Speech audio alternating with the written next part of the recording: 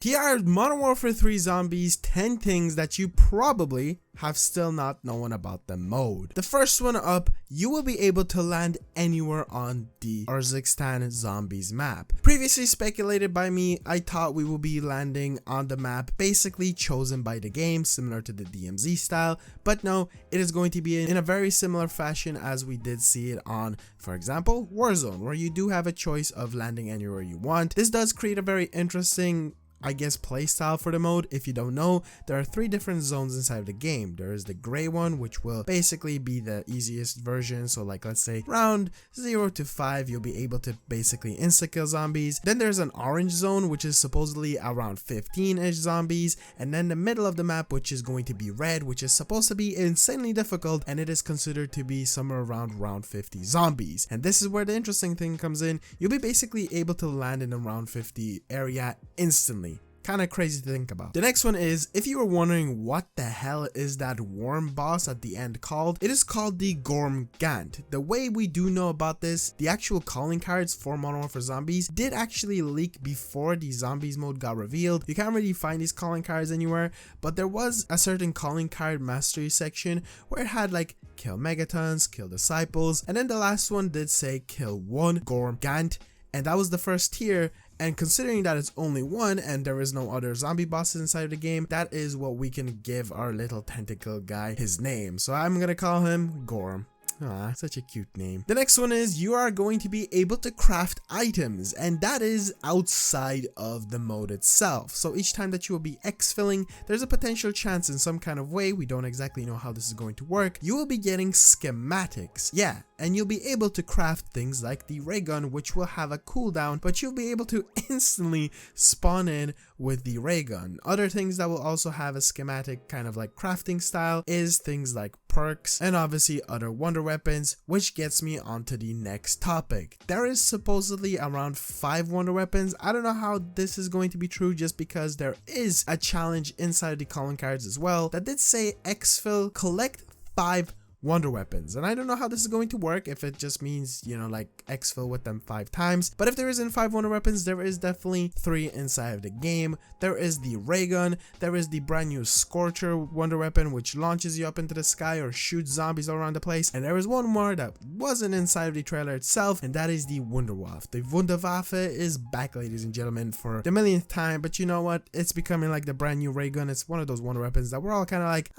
you know what, that's actually kind of cool, and it's supposed to be pretty good. I'm guessing it's going to be very similar to the Vanguard one, since the Vanguard one was kind of like the updated version. So if you're wondering what it's going to look like, it's probably going to just be extremely similar in playstyle with that, which is totally cool in my opinion. That was a really cool wonder weapon that they added in Vanguard, the only thing that they ever really added into that mode. There will be more zombies maps also inside of this mode over the time, which is kind of suspected. These will not probably be round based, unfortunately, but they will be smaller versions of maps, and we do kind of know what they are most likely. The first one is Rebirth Island. Yes, ladies and gentlemen, Rebirth Island is returning in Modern Warfare 3 to Warzone, but since it's coming back to Warzone, and we did see this happening inside of DMZ and Warzone 2.0, it is more than likely going to be returning inside of Zombies, which this means we will have Alcatraz, aka Mob of the Dead, inside of Zombies on Modern Warfare 3. Now, what I do kind of suspect that this could be happening with this special, like,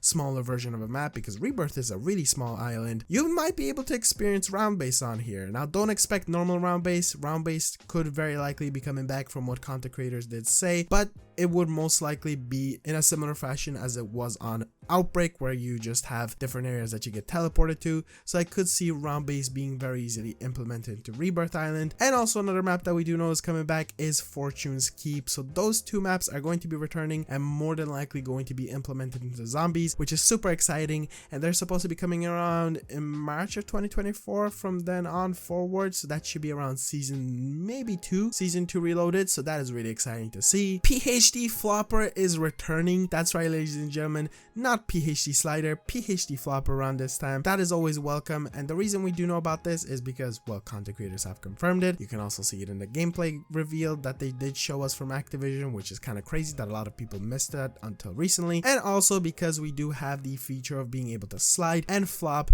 or at least dolphin dive inside of the game, which allows you to create PhD flopper. We haven't seen this perk in forever. We've seen PhD slider, of course, in Black Ops 4 and Cold War, so I'm super happy that flopper is coming back. My question is, will we also be able to slide with it, since, you know, you do have the addition of flopper and slider? Probably, maybe not. I did talk about this in my recent video where I did go over all of the perks if you want to check that out. The next one is we do have solo confirmed. Codename Pizza did say that you can drop in solo or you can drop in with players. This has been like a huge conversation in the zombies community, but the only thing is you will just be struggling considering that round 50 zombies are supposed to be in the red zone. Probably solo will not be recommended, but you will be able to do this. If you will like a challenge, then this will be something that you will definitely want to play, and I know that a lot of people are saying that this is more for like the casual players. If that is supposed to be a round 50 area, at least the middle, and you can jump in solo, if you haven't used the rampage inducers early rounds in Cold War, then I think you should, because those are basically like super sprinters that don't deal a lot of damage, but you are going to have essentially super sprinters possibly straight off the bat, which kind of creates a very interesting playstyle in my opinion, and just gets me more excited. But yes, solo is inside of the game. You will be able to play it.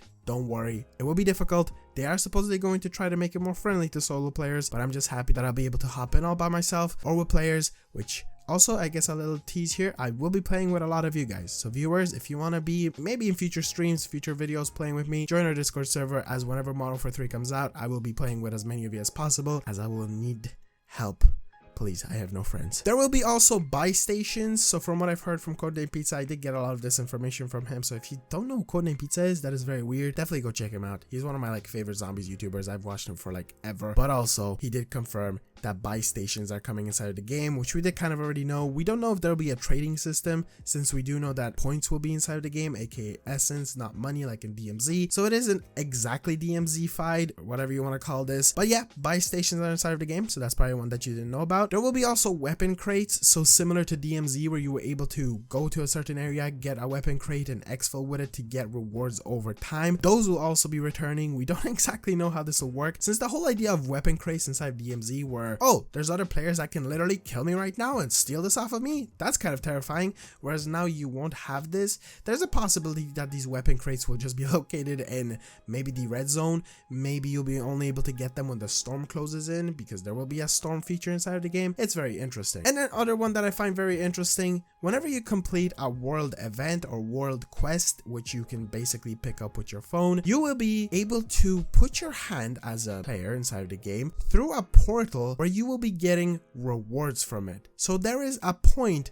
to completing the quests, or at least objectives inside of the game, apart from doing the missions, and that is for rewards. You will be able to get ammo mods, you'll be able to get perks, wonder weapons, and probably even like pack-a-punched weapons from these little portals that will be appearing each time you complete these quests, which creates a very interesting idea of, will there be a way to perhaps get perks faster by just doing the quests, or are you better off running around and spending points on them, or will you just be able to build them, craft them inside of the game, and then hop in with these things? There's a lot of interesting questions to ask, and one of the most interesting things that I did hear from the zombies community, and especially again Codename Pizza, is there is so much more that this mode is offering to players, but Treyarch is still keeping that away from us. What they have experienced, and also they experienced only one match, so don't judge what those content creators say the bad things about the mode from only one match of gameplay, which I feel like is ridiculous, because other content creators did not point it out. At least Noah J didn't say that he only played one match from what I remember. They only played one match, only one experience, so I don't know if that's a lot of information to go off of, like to be like, oh my god, it's a bad zombie mode because you can't play solo. I guess people just haven't fully tried to play out the mode, understanding how it works and playing solo. But I just find it interesting that there's still so much out there that we do not know about, that is hidden. There are Easter eggs, there's crazy stuff supposedly in the mode, and people are like, is this it? No, there is still so much more to come. So hopefully these little things that I did mention in today's video, you did find interesting. And I know that there is so much more, so if this video performs well, I might make a part 2 of even more little details that you probably didn't notice inside the trailers, inside the gameplay, or just didn't know was, I guess, revealed by other content creators to us. Again, thank you to Codename Pizza and all the other content creators who kind of came together to say all this stuff, the Zombies community overall, and I'm super hyped for Modern Warfare 3. Again, join our Discord server, subscribe, like, and I will see you guys in the next one. Peace out.